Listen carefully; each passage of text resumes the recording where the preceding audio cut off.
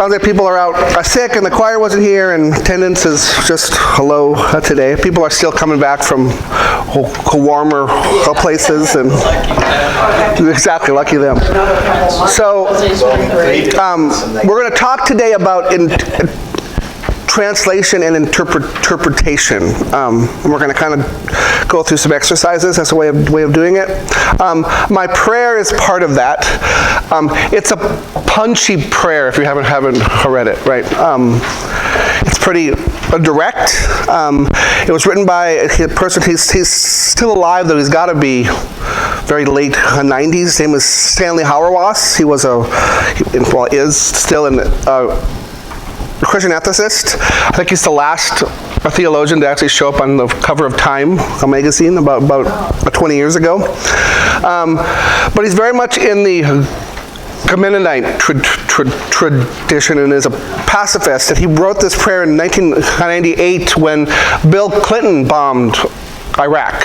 So this is the context of this is, right, first Iraq war with Bush Sr., second Iraq war with Bush Jr.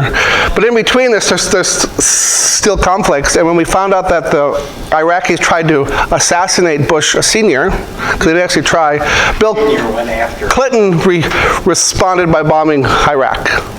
Right, so it's just talking about all this, like it doesn't matter which side you're on, right? There's these conflicts here. But the reason why I picked the prayer is, one, we're obviously in the middle of such conflicts again, right?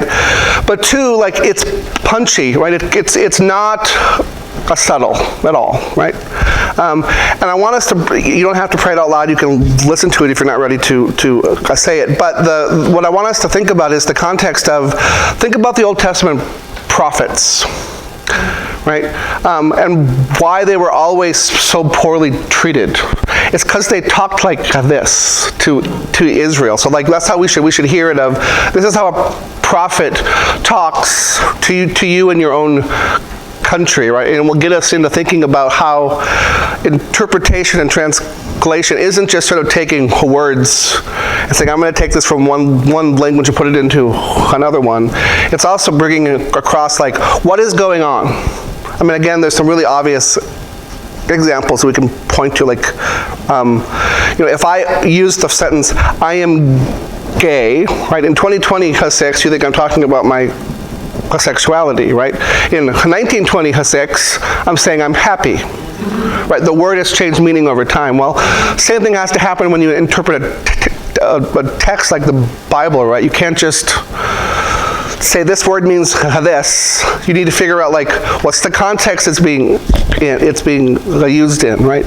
Those kinds of things. So it's not just words, it's also what's happening in the world, culture, context. So again, hear that prayer as the author is actually trying to speak like an Old Testament prophet to us. And this was 1998, but I think it applies now. We might not agree with what he's saying, right? But I want us to put it in that context. So if you wish, please pray with me. A graceful Lord, we find ourselves living in the most powerful country in the world. The pride and self-righteousness such power breeds are beyond compare. No power exists that can humble us. We are tyrants of all we survey.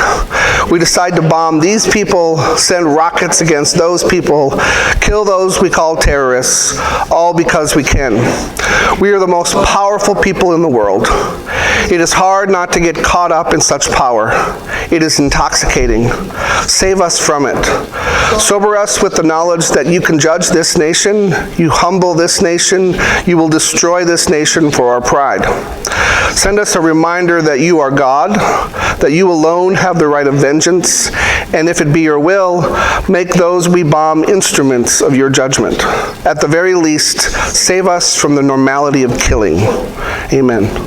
Like I said, punchy, right? But again, that's just the context of, right? Think of how an Old Testament prophet who's calling Israel to repent would have been heard. And he right? was a Mennonite? The Mennonites are very much in this pacifist tradition. So what he's doing is saying, by the fact that we're going to war, and he thinks we're violating God's law, right? Especially in this case of, right? I mean, Iraq war was clearly an unbalanced war, right? I would argue this current one is too, right? We've got all the power, right? And it's worth sort of thinking about what does that mean, right? Even if there are perhaps some good, Iran isn't perfectly innocent either by any means, right?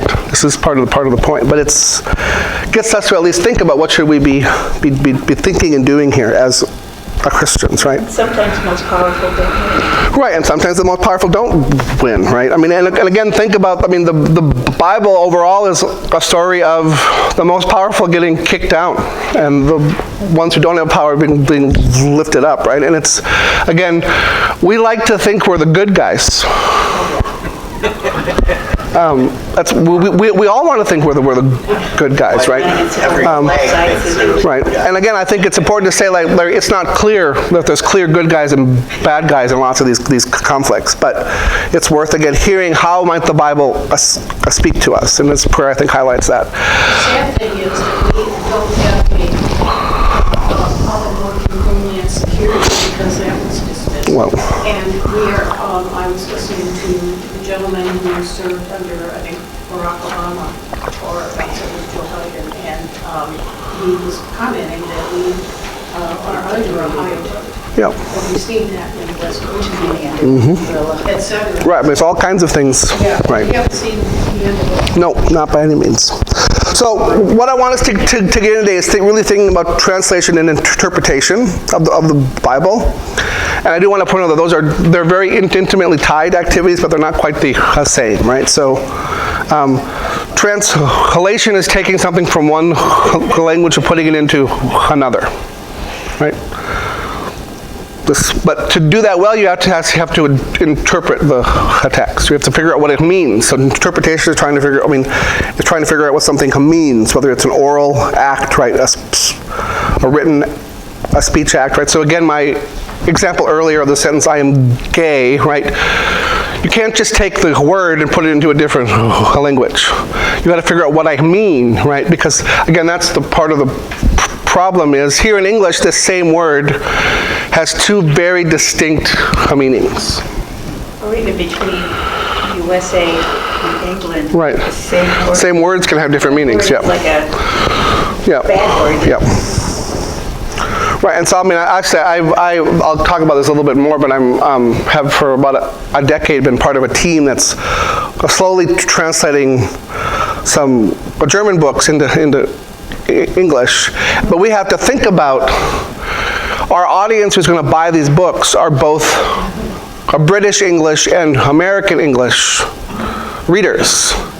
And occasionally we have to figure out what's the best way to do this, that both groups can read this with understanding, right? Sometimes it needs a footnote. We've got to explain what we're doing, right? So just getting into those kinds of things, right? Before we look at what I've got in the handout we're going to just look at kind of the middle commandments. I think we can get into this in even a simpler way. So when I walked in the room today, I don't think I've ever paid attention to this carpet, but it's been there all the time, and I was like, well, this is going to be a perfect example for us, right? Because we've got a real interesting and easy version of translation happening. Numbers, right? A 6 in Spanish is seis. 12 is doce, right? Easy. You can't do it any other way, right? This is just one for one. You can take, there's an equivalent term, right? Super easy, right?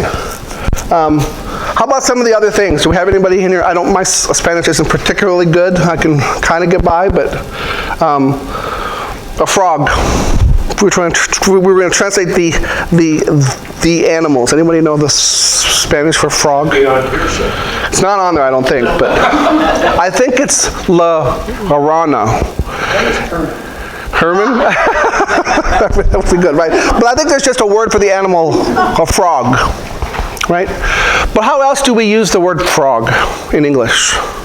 Well, I play a violin. Play a violin. There's a frog in the violin, right?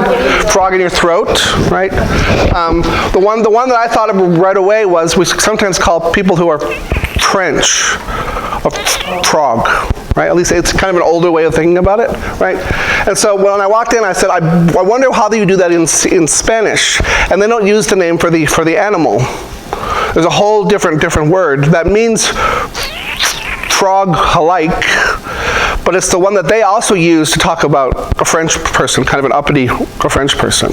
And I wrote it down. It's El Gabacho, right? It's just a different word, right? So think about if you were going to try to translate a frog from English into Spanish, and let's say a novel, right? You'd have to figure out first, how did the original author mean the word? Did they mean it were they talking about the animal? Were they talking about a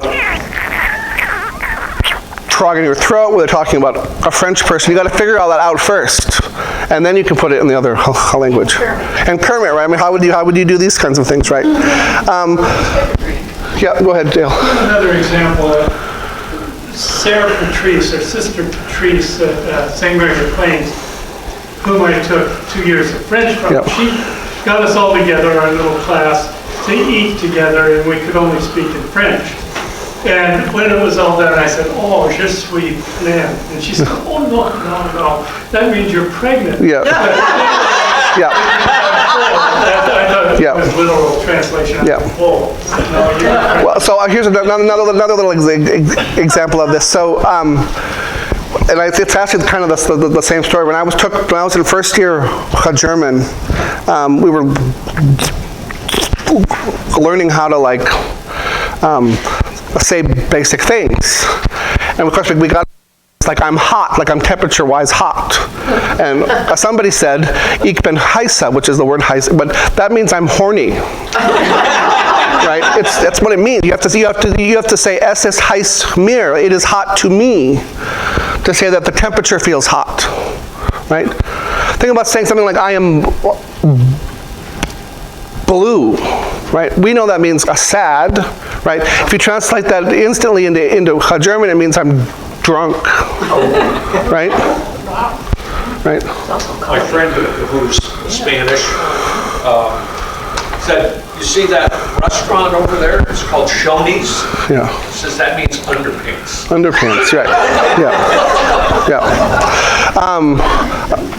The other thing I saw in here was the dragonflies, right? In Spanish, the word for dragonfly is la bella lucha, I think that's how you say it, right? But it basically means a little scale. So the idea where they're getting it from is you've got the wings and it's a balance. So that's how they've thought of the word for a dragonfly. Where we've gotten it from a completely, to us we've got a word that means it looks like a small dragon. So we've named the animals in very different ways. Now, imagine if you're reading a children's book that's going to be playing on a dragon a dragonfly, and you wanted to put that book into Spanish. How would you get the play on words across? You almost couldn't, right? It's really hard. That's why things like poetry and music are really hard to translate, because you just can't do it one for one. In my mind, I thought scale meant a scale. Right, scale, and even there, like, what does it mean, right? Another little, this is again a Spanish, so how would you translate a phrase like a righty-tighty, a lefty-loosey? If you don't know that phrase, like it means like you turn something right to tighten it and left to loosen it. And it works in English because it's got some alliteration, it's catchy, right? And like, how would you translate that, right? Lots of languages don't have one. As far as I'm aware, German and French don't have a phrase. You just have to say, turn it right to tighten and left to loosen. There isn't like a little quip. Spanish has one that is la derecha oprima y la izquierda libera, right? Which literally translates to the right oppresses and the left liberates. So it has political kind of connotations, and it's used that way. It's used as a political slogan, right? Conservatives won't use the phrase because it's right. It's got a political meaning, but it's the old way that you would say that in Spanish, and it's also got kind of a rhyme to it. But it's because it's got these political connotations, it takes on a whole different meaning. So you can't always use it. You might not want to use it in a book for kids, right? So my point is, like, you just can't take something and put it into this other language. You have to understand the context of it, right? The word progressive, when I was growing up, we had a sign coming into town, home of 107 progressive businesses. Because it was thought of as being modern. Modern, And now... Yeah, so it has a whole different meaning, Right. But what is that? Yep. When you talk about where it would go in an area where the books around it were similar. Right, I mean, so that's... A child's book would go with children's books, so you would know. But I mean, I'm just trying to highlight, like, how hard some of this is. Or think about how people are going to tell our history of this present moment. Especially, let's say we're trying to read like a textbook in a Chinese 100 years from now. They're trying to explain our current historical moment. How do you translate memes? How do you, I mean, if we want to go back older, how do you translate a political cartoon? Right? Because they're oftentimes put in very culturally relevant to the moment language, right? I mean, a meme that we will, even from now that we're going to see 20 years from now, we're not going to recall what it meant. Like, why is this image associated with this idea? When I just recently, I was walking, well, a little bit ago, but I kept seeing this sign, BOGO, what in the heck is a BOGO? I finally asked some teenage girls who happened to be, and when they told me, well, buy one, get one, yeah, right, I kept looking for BOGO. Right, exactly, right, Dale. Well, this discussion is reminding me of, I think it's called the Dwarfian hypothesis. Is that? I've heard that term, yeah. But it's basically an argument that all language is metaphorical. And because different languages have words that are built on different metaphors, they, whatever language you're in is a different world than if you're in another world. So to live in a French world, if you live in the French language, you're living in a different world than if you live in the English language. So you're not just translating words, you're translating worlds.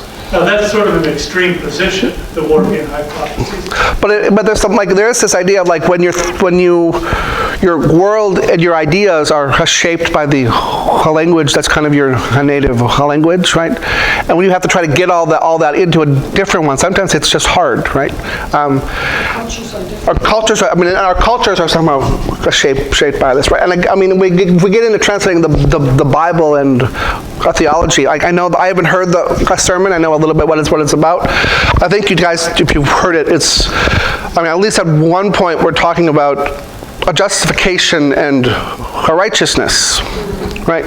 Which in English, those seem like different things. Yes, maybe they're tied, but they're different things, right? If we're reading the New Testament in Greek, they're the same word, right?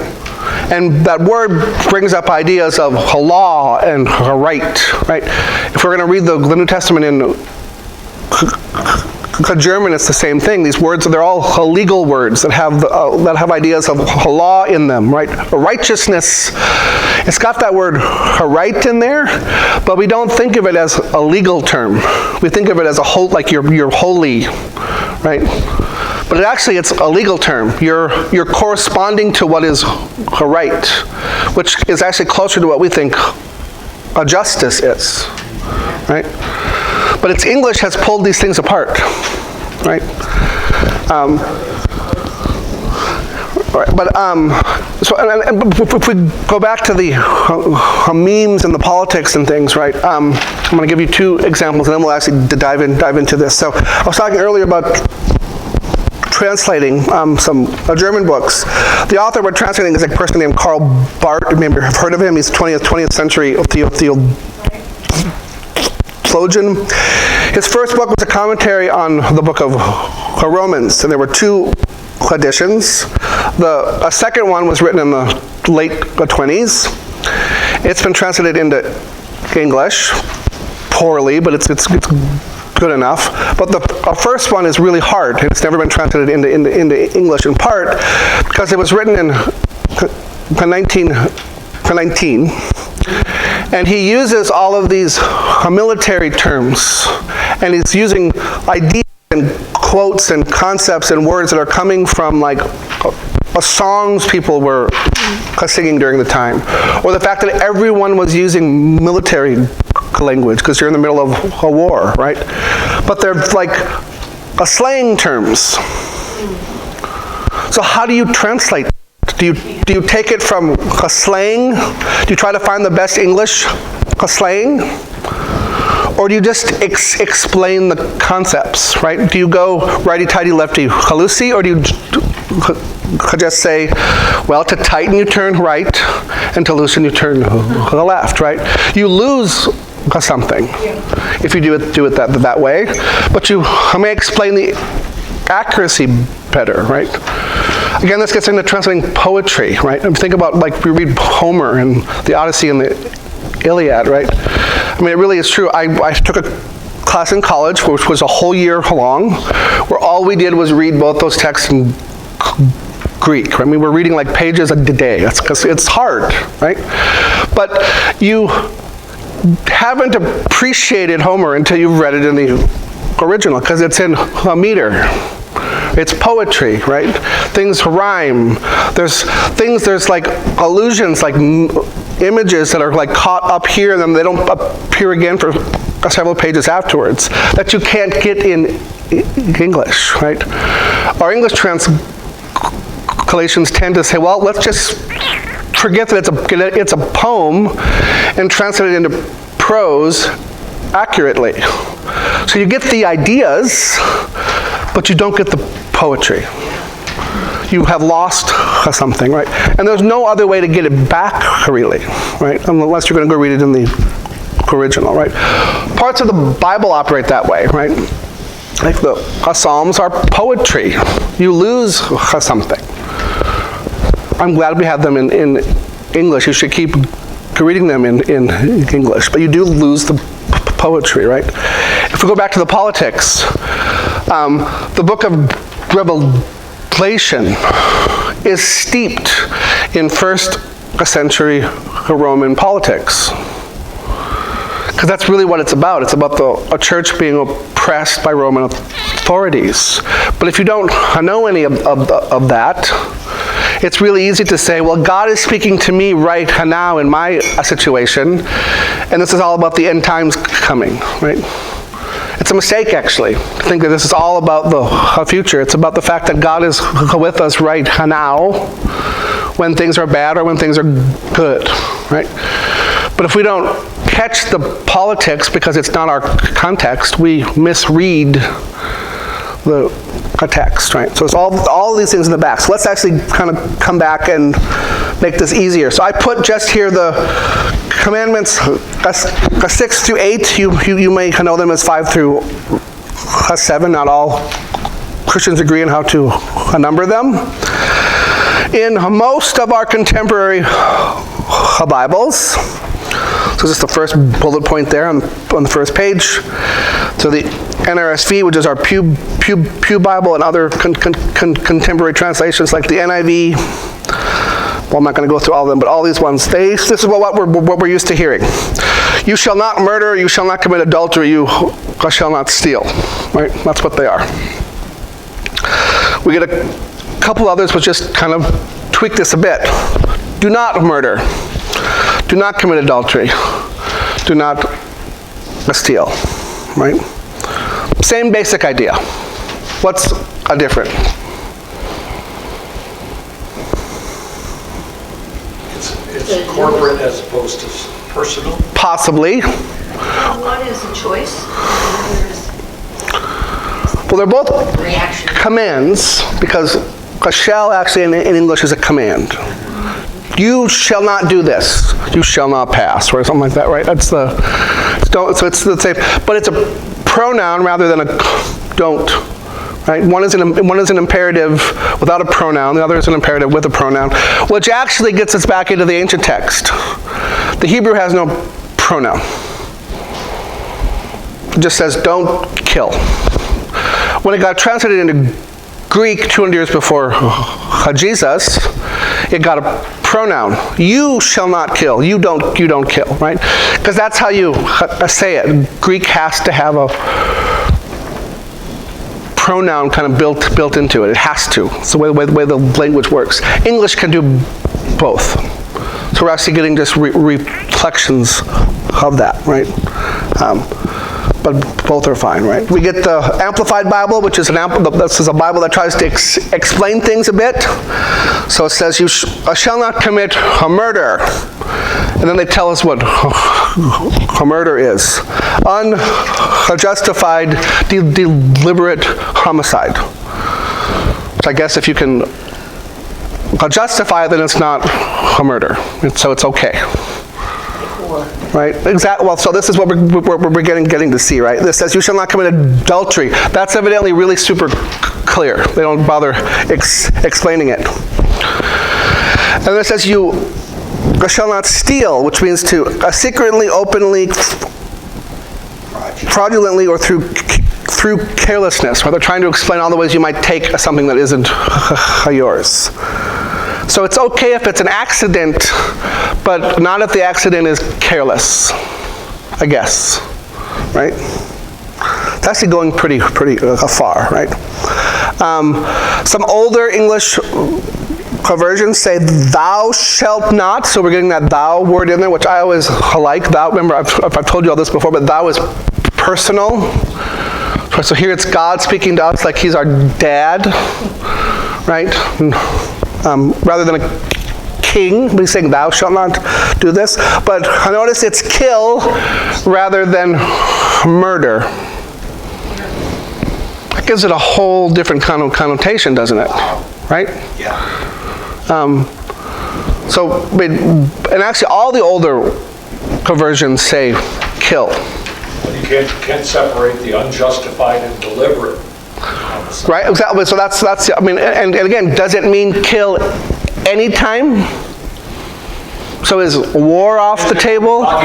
Is it only talking about humans? Right? Is it saying don't kill animals? Right? So again, but then we can point to other things in the Bible where God is telling us to kill animals, or God is telling Israel to go to war. Right? So this is what we have. This is actually one of the basic principles of interpreting the Bible. Is the Bible has to interpret itself. Right? So you can't just take a verse and pull it out and say, well, God says this is what we're supposed to do or not do, right? But are we justifying something for what we do? Well, it's oftentimes what we're doing. We're trying to adjust, but we can't pull it out like that. We have to say, well, what does the rest of the Bible say, right? It's going to help explain this, right? So this is why most modern translations say it's what the command means is don't murder. It isn't saying you can't kill ever, because we think God does. I mean, again, I'm not saying everybody thinks this, but there are parts of the Bible where God does seem to tell people to go kill other people in a war, right? Or to, stone the adulterers, which we might not want to do anymore, I hope, right? But this is the point of it. Can't just mean don't kill, right? Parting of the Red Sea. Right, or the parting of the Red. I mean, God kills people, right? This is why we tend to say it means don't murder, right?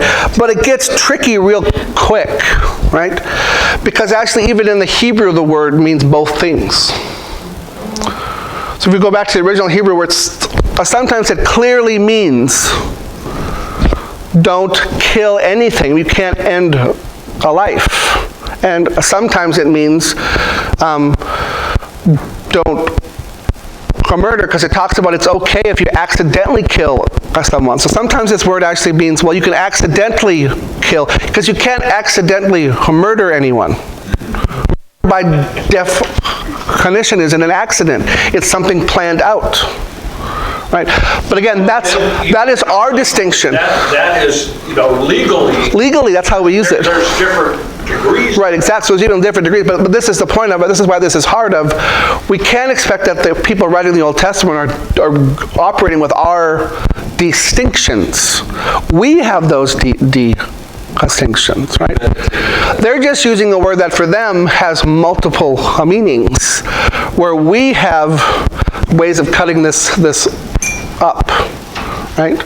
So we have to pick what we think what meaning they meant in our language. Ross, you had your hand up. Okay, it isn't easy, right, to figure out this. We can work with it, right? Now this is even before what we've defined what these things are. So let's just say it's a murder, adultery, stealing. My next question to you is going to be, well, what are those things? Because there isn't an index in the back of the Bible that says, well, this is what we mean by a murder. Right? What's adultery? Actually, it's a technical meaning. Yeah, go ahead, Dale. Well, I find myself thinking about the process, the legal process in the ancient Roman world. If they were trying to determine if somebody was guilty of something, the first question to ask is a question of fact.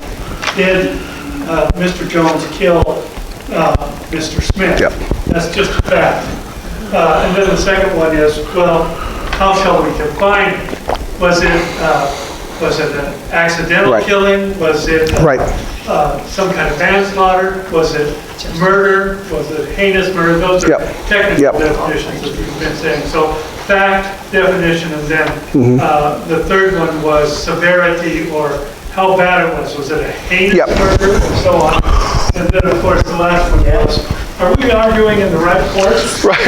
Those things. So let's before we answer my adultery question, turn your hand out over. So I asked in the back, how might the Bible help us here? So we've got a bunch of other biblical things. So the first point there is, I just give you Exodus 22, 1 through 4, right? We're there. So this is, Exodus 20 is where the 10 Commandments come. So this is just 2 chapters afterwards. And now we're kind of getting these things unpacked, right?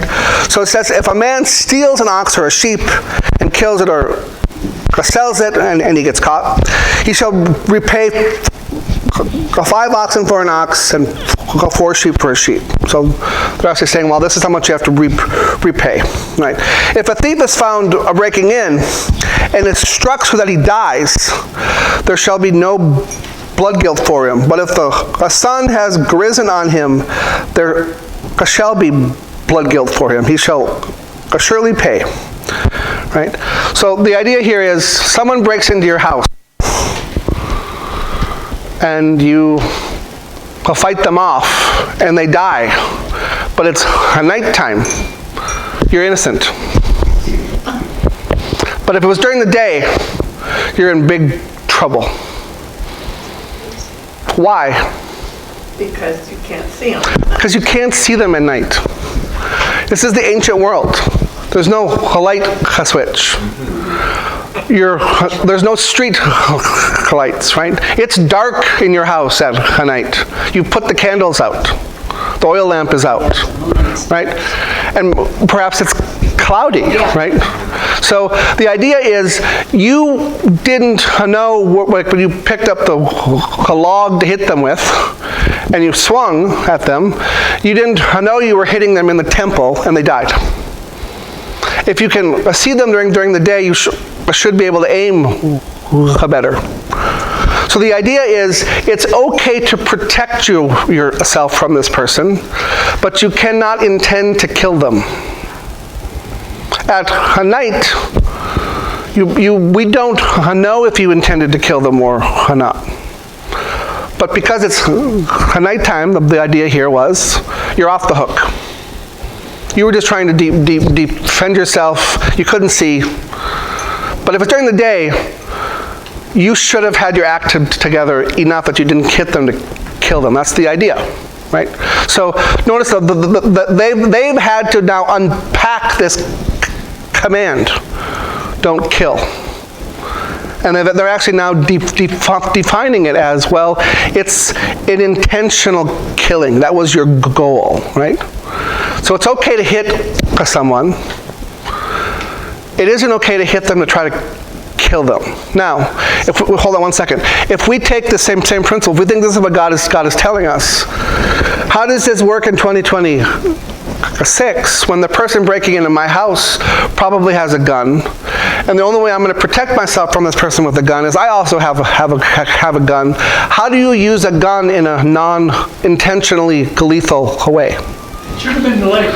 I mean, again, right? And again, the idea would be at nighttime, well, I aimed for the leg, but it was a bit high, right? I mean, this is the automatic weapon, right, right, or something. But this is the so actually you could get into all kinds of things here. We could argue, well, you could aim for the leg. That's what it's telling us, or we could just say, in 2026, this doesn't really apply anymore. You can't use a gun to stop someone because it's going to be lethal almost every time. But in the state of Florida, Well, right. I mean, this is my point of like, how do we argue this? But and all of our current debates are actually getting us away from the intent of this, which is to tell us you can't try to kill someone else. Okay, so if it's in the daytime and someone's stealing and you see them, you have to just sit there and... You can try to stop them, but you can't do it in a way that's going to hurt them. Not even hurt, you can hurt them. You can't kill them. I think stores now just kind of... Which is again, like, let's say you're a police officer, and your job is to stop this person, right? Technically, I mean, we talk about how we train our police not to kill, right? But it's impossible. I mean, a gun is meant to kill, right? That's what it's for. They're taught to aim for the chest. Right, because you want to hit the target. But what about the other day where the man that walked... Right, so again, what do? You've got this guy who walks into a synagogue or the school, or this happens all the time, right? I mean, if this person is going to harm others, we think we're supposed to stop them. I think there is a biblical argument for your job is to stop them, right? That's one, the synagogue was one. Yeah. But I'm talking about the other ROTC classroom where the teacher was shot. Yep. And then luckily there were some other Army people there or whatever, and somebody used a knife. Right. So again, so they took the guy down. But again, this is the thing. Like we think. I mean, this is how we tend to operate culturally. We need to stop this person. They have a gun. We have a gun. Let's use the gun to stop them. Right. Well, the Bible does not anticipate us having weapons like that. So how do we apply these principles, right? Because again, think about the principle. The real principle here is you can defend yourself, but you cannot intend to kill the other. That's why I have bear spray. Right, but a modern, that's the idea, but a modern weapons that we give our police, that we give our military, their intention is to end life. So what was God's intention when he gave the Ten Commandments? Well, I mean, this is what we're trying to ask, right? Again, and I think this is where it gets interesting when we look at the biblical text itself. So again, you can see down on the bottom, if you go back to the first page, I've got the Hebrew. I mean, I know you all don't read Hebrew, so I've kind of given the translation, but it literally just says, don't kill, don't do adultery, and this is actually, the stealing one is don't take stealthily. So the real idea here is taking people's stuff when they don't know you're taking it, taking their, and actually what the term probably really means is kidnapping. It's don't steal a person, right? But it's clearly been adapted to don't take the person or their stuff, right? But we think it's actually originally don't take the person, because if you think about the 10 Commandments, what are the ones at the end? don't covet, which is like, don't want to take your neighbor's stuff, right? But again, this is how this works, right? But again, like, think about the conversation we just had about what killing means, right? It's actually kind of hard to even figure out what it means. How about adultery? What is it? Sexual relations with someone who's not their spouse. So what if you're not married and they aren't married? Well, so technically the word adultery, that's correct. I mean, what's being ruled out here is if you are in a marriage, you can't have sex with somebody else. And if they're in a marriage, they're not supposed to have sex with somebody else. But that's what adultery is. At least one of the people involved is in a marriage, right? This isn't technically speaking to people who don't. Like, if both people aren't married. If we go through the Old Testament, there's all kinds of rules there too, right? But one of the first English translations, right, doesn't like that. It takes it a bit farther. So if you look up where it says Wycliffe, 1382, I kept the original spellings. I'm not going to try to pronounce it in late Middle English, but thou shalt not slay is the first one. Then it says, thou shalt not do lechery. Which we're going to ask, what's that?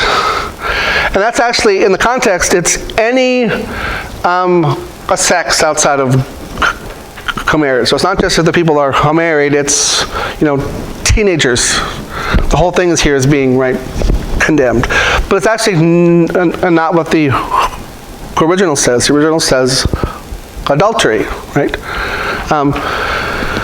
But think of what's going on in ancient Israel at this time. What does marriage look like? Well, there was King David, who was, committing adultery with well, so you've got that. We've got Bathsheba, right? But to think about King David, like, who's in his home, right? He's got wives, right? So even there, right? I mean, Abraham, right? So this, and that actually wasn't considered adultery in the time, right? The way we look at it, it is, right? Because we actually have this idea of you have one partner, right? But I mean, this gets us back into how would this be received over time? In the Roman Empire, it was impossible for a man to commit adultery. Only a woman could commit adultery because of the way the laws were set up, right? In ancient Israel, right, a man could have multiple wives, right? So he wasn't committing adultery with these different wives. Now, if he had sex with someone who wasn't his wife, that would be a problem, right? But the woman could only have sex with her husband. Right? I mean, so like even over time, how is this going to be received? Right? I mean, we actually change the meaning of what these things mean, depending on the culture that we're in, because we come up with different ideas of having what being faithful to your covenant of a marriage is. Changes over time, right? I think ours is better. Right? But I mean, that's part of what we have to do is think about this in terms of a nuance, right? If people need to go, we can go, but there's lots of lechery. Right? Right. Absolutely, right? And then I think we should think about how the New Testament impacts this real fast. If we turn now over to the back, I'm going to go down to 4.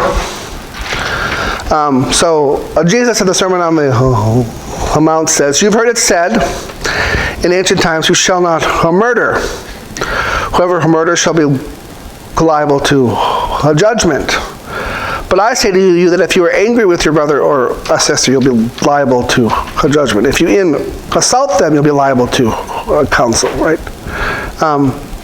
So Jesus seems to just be quoting from the 10 Commandments, thou shalt not murder.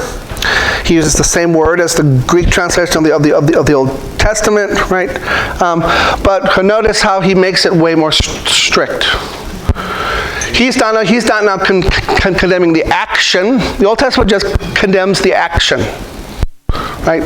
It says, do not commit the act of killing your neighbor, murdering your neighbor. But Jesus says, if you even think about it, you're guilty of this, right? It's actually what Jesus does all the time. He makes it he doesn't make it easier, he makes it stricter, right? He says he doesn't actually say, it isn't just don't commit adultery. If you look at a woman and you think about it, pull your eyes out, right? Jimmy Carter. Right? I mean, it's this constantly, right? But I mean, again, what's happening? We should think about what's happening a bit of, right? I mean, the Old Testament is saying we need these rules. There needs to be punishments. But Jesus is already thinking about this in terms of, let's transform you into people who don't even want to do these things. Right? And then how do we think about that, right? So think about how am I supposed to act if someone breaks into my house? Right? Go ahead, Dale. Well, just an answer to that, Jesus said if he takes your cloak, give him your... Yeah. But I'm just thinking about the 10 Commandments. I've thought of those recently, at least, as guidelines for community. Yep. How we're going to keep peace in the community and so on. But I also think of the Sermon on the Mount as guidelines for Yep. the new community. And it makes, it's non-legalistic. Yep. It's actually a going towards, as in Troy's sermon today, running towards the oppressed, going towards those who have been marginalized. So it's a new law, Yep. and yet it's how to live in this new community and who is important. Who's important in it? Yep. It's also at the moment too, because I always thought if my children were ever attacked or something happened, I mean, you go wild. Right. Exactly. Yep. You would protect, and you would not be thinking, oh, wait a minute, what does the 10 Commandments say? You would just go after it. Right, and I think that's even part of what Jesus is doing, is to get us, like, the idea isn't just that, like, because again, like, I think you're right, like, someone breaks into my house and starts attacking my kids, like, I'm not going to think about, well, what should I do in this situation? Like, what's the moral, like, I'm going to protect them, right?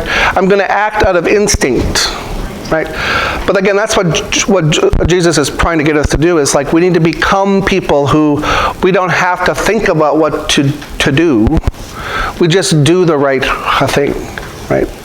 Didn't they even have honor killings? Well, I mean, there's some of those kinds of things happening, right? I mean, the last thing we could need to go, you could go, is stealing, right? So just to think about stealing, right? A theft. So the idea here is you're going to take something that isn't yours. And I'm going to, like, Ross has got a really nice boat. I'm going to go to his house tonight and take that boat and hide it at my house, right? You know, this is the idea. Going to take things, right?